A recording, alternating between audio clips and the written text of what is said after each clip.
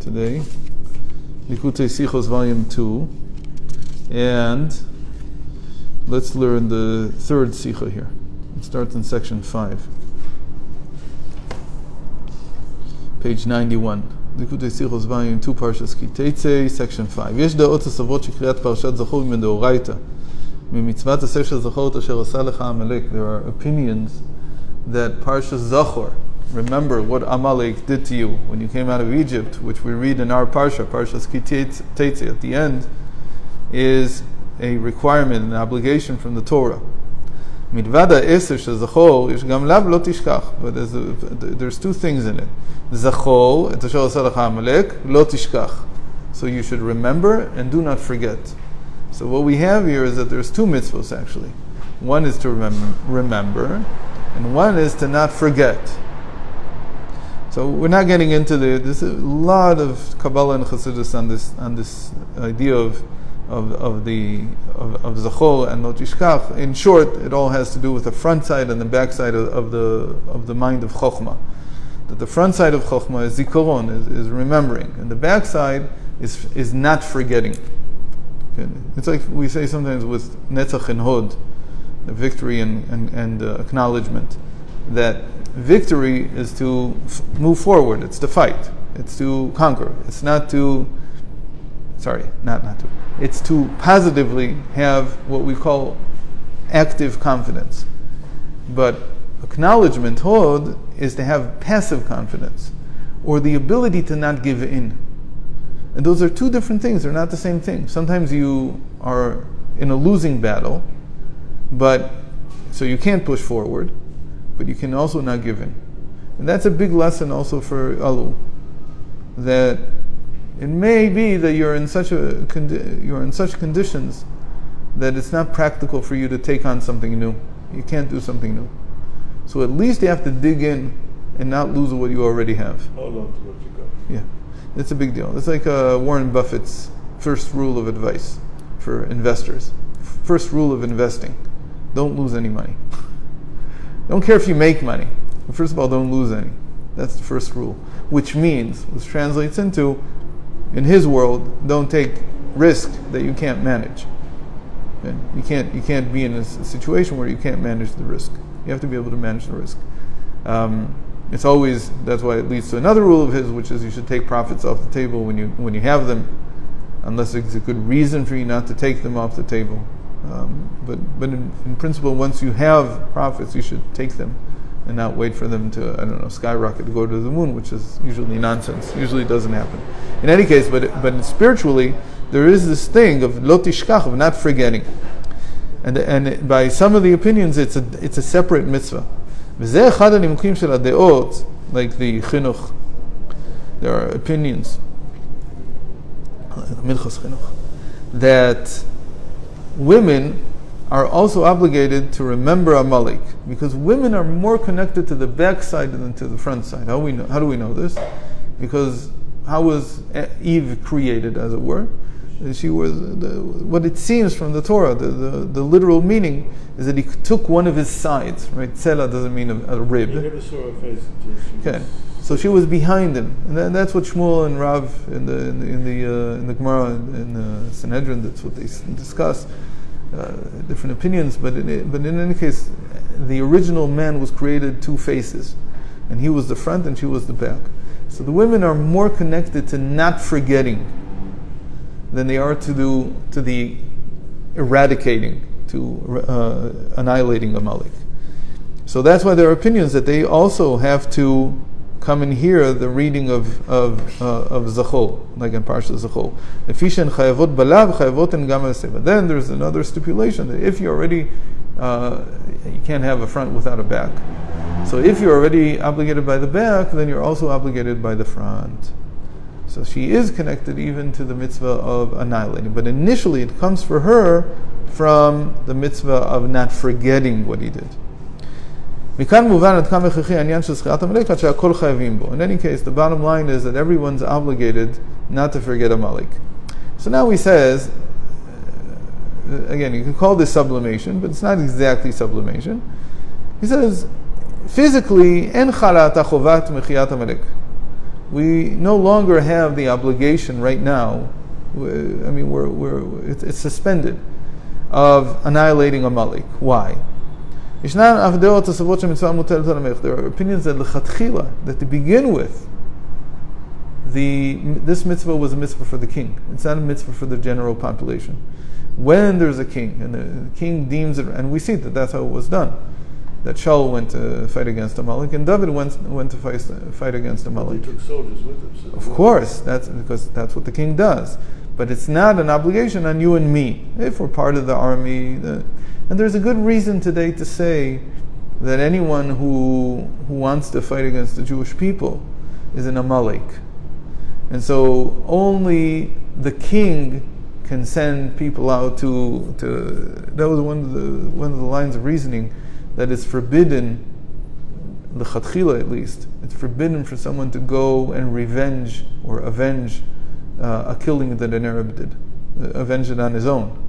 And it's the duty to avenge a murder that one of these Arab terrorists did. And you can't as a private individual go and do that. Why? Because the thinking here again is, Amalek did not attack us as individuals. He attacked us as a people. So when these Arabs come and kill someone, they're not coming to kill you or me. They don't know you and me. They don't care about you and me. It's not like when you have a fight with your neighbor. So because of that, the duty to avenge the blood is not on the individual, even though the individual is certainly the one who's hurt the most, and the family around this person, whatever. The duty belongs to the congregation, because he didn't come to kill some particular person. He came to hurt the Jewish people. So the Jewish people as a whole, they have the duty to avenge. So this was something that Rav Ginsburg has talked about a lot of times. He's always very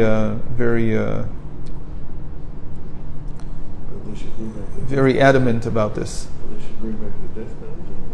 Oh, that's for sure. But again, that depends. I think it's for sure, but it depends on how the world will see it. And these things do depend, because you're living in a world that is much stronger than you, and you have to think whether it's a good enough deterrent, whether it actually serves the purpose.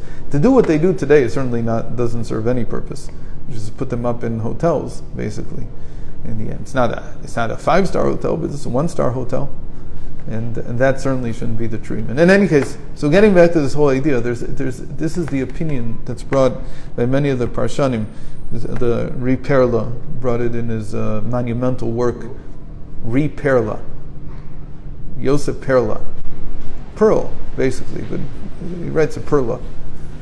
He wrote a monumental work, the same way the Kahati did on Mishnayos. No comparison. It would be like what's a similar modern, all the stuff that comes out on the Rishonim, like the Rashba and the Ritva and the Ran from Mosad Rav Kook. So he did something like that. Actually, it's much more even than that, on the Rasag's halachic work. It's 3 volumes. And it's called the Sefer HaMitzvos of the Rasag. It's huge lumdus. Rav Sadia Gaon. Rav Sadia Gaon wrote a Sefer Mitzvos. He's the original, as far as I know, he's the original Sefer Halachos that we have from a Gaon. And then he went over the mitzvos and he wrote them.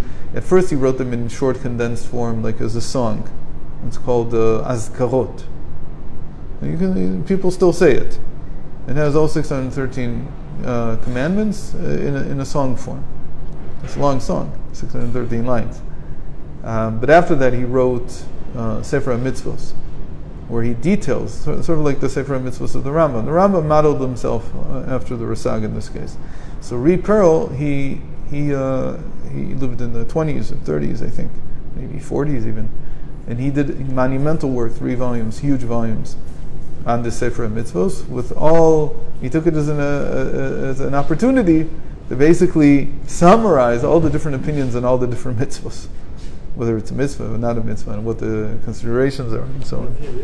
What? He lived in, I want to say he lived in New York, but I don't know. He may have lived here.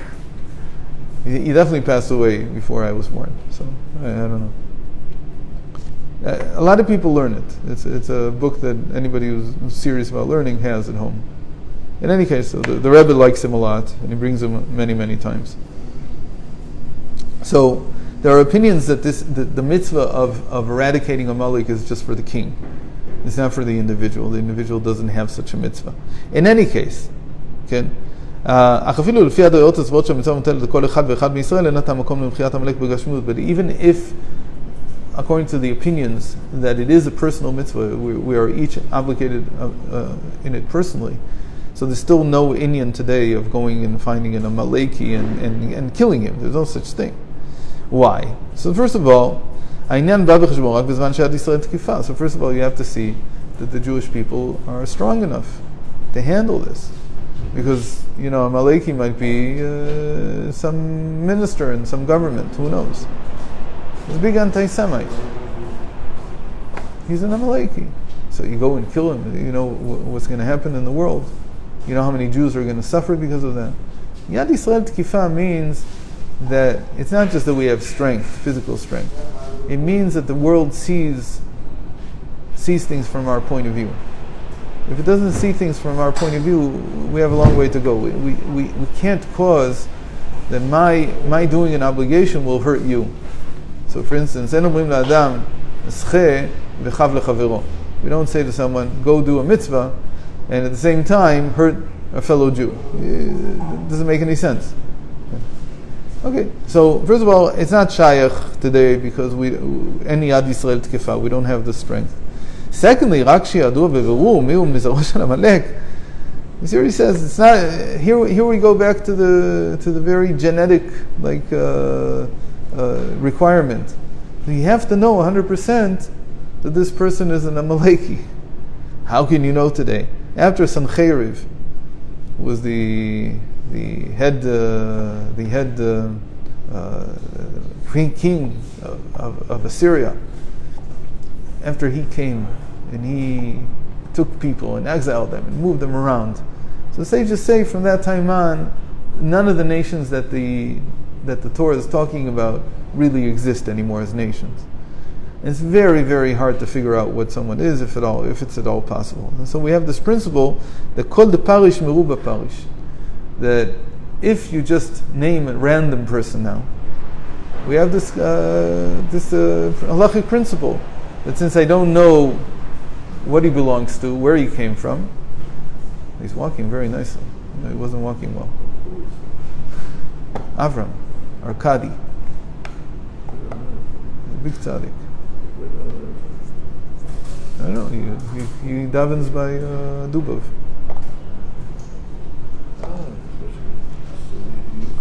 Avi Lowell's uncle.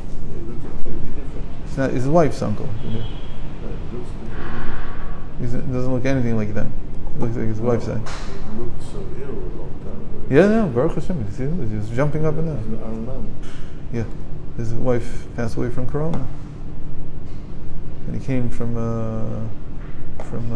Canada. They were living in Toronto.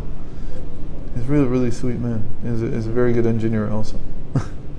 He's an electrical engineer.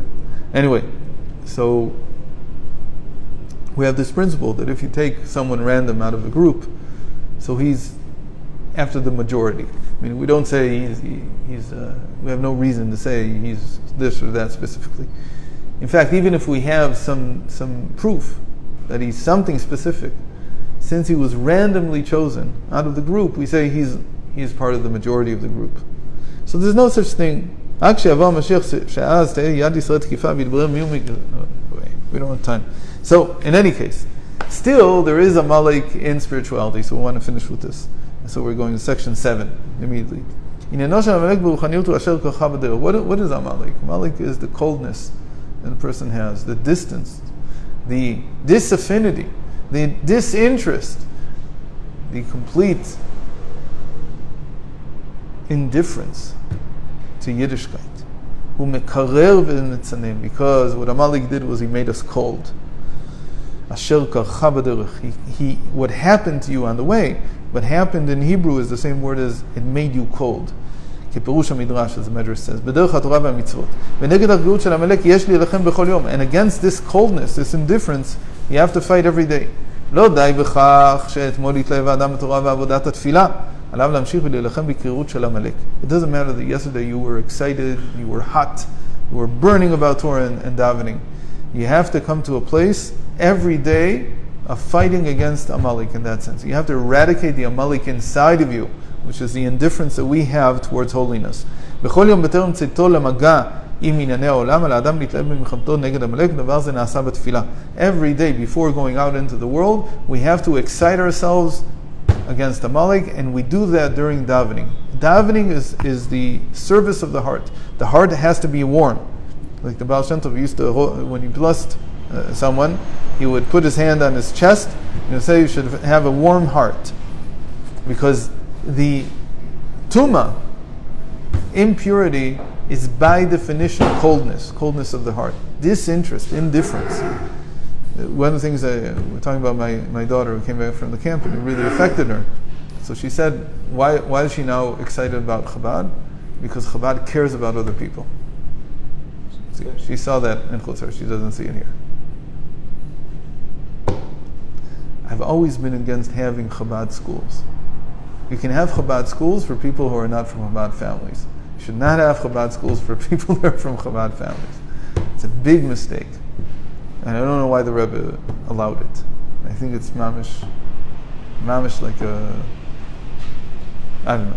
באמצעות התלהבות התפילה מסוגל הוא להילחם בעמלק בשעה שהוא בא במגע עם ענייני העולם. So after he warmed himself up while davening, then he can go out into the world and he won't be indifferent to what he sees. זו הכנה למחיית זרעו של עמלק גם בגשמיות בביאת המלך המשיח במהרה בימינו. This is the preparation for destroying Amalek in the time of the Mashiach. We'll end here, and we will meet when?